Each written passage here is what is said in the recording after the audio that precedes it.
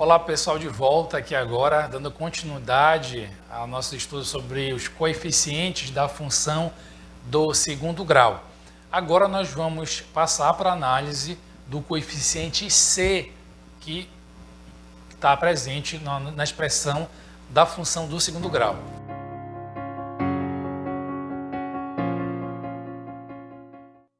Então olha só, a nossa expressão vocês já conhecem, ax² bx mais c, e agora meu interesse é especificamente sobre este termo independente, c. Por que é o termo independente? Porque ele é o único termo que não tem a presença do x, tá? Ele está independente do x ali. E qual é a informação que isso pode me trazer na questão gráfica, né? Quando eu olho para o c, o que eu já posso imaginar graficamente? Ou o contrário, olhando o gráfico, o que eu posso dizer sobre o c da expressão da função do segundo grau? Tudo bem? A gente vai fazer esse bate-bola agora aqui. Antes de ir para o quadro, eu quero te chamar a atenção sobre um pequeno exemplo que eu vou fazer aqui com esses dois pincéis. Vamos considerar que esse aqui seja o eixo f de x, o eixo da vertical, e esse aqui seja o eixo x, o eixo da horizontal. Quando eles se cruzam, logicamente, eles formam o plano cartesiano. E aí, nesse plano cartesiano, o eixo de x define a parte positiva do eixo f de x e a parte negativa do eixo f de x. Então, nós teremos agora uma parte positiva e uma parte negativa, tudo bem?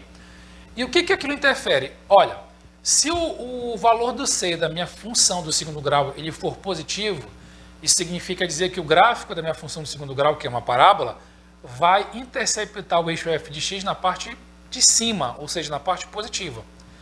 Ao passo que, se na minha expressão da função de segundo grau, o c ele for negativo, isso significa dizer que a parábola está cruzando o eixo f de x na parte negativa. Simples assim, tá? Então, o simples análise do sinal daquele coeficiente c ali te diz se o gráfico está interceptando o eixo f de x na parte positiva ou na parte negativa do seu eixo. Ok? Bora aqui para o quadro que eu vou te apresentar melhor isso. Então, eu desenhei aqui o eixo f de x e o eixo x. Percebe que eu desenhei o eixo x bem para baixo, que era para poder ter espaço para fazer vários gráficos aqui na parte de cima, na parte onde o eixo f de x é positivo. Então, desenhei o gráfico f de 1, f de 2, g de 1 e g de 2.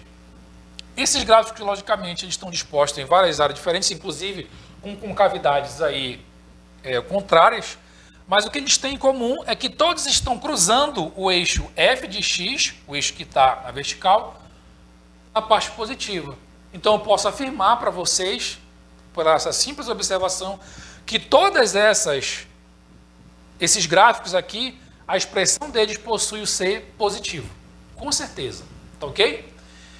E de forma contrária, eu desenhei aqui agora o eixo f de x, aonde o f de x está bem para cima e eu priorizei aqui o maior espaço para a parte negativa. A parte negativa desse eixo f de x.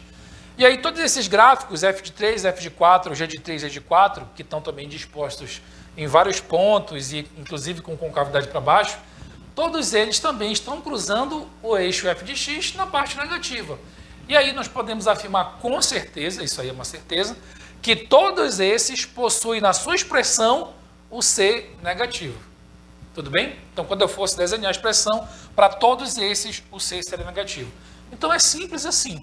Você analisa aonde a sua parábola intercepta o eixo f de x. Se for na parte positiva do eixo f de x, o c é positivo. Se for na parte negativa, é porque, então, o c vai ser negativo. Bem simples assim. Agora, nós vamos continuar uma análise referente um pouco mais sobre o c em relação ao valor dele. Vamos lá.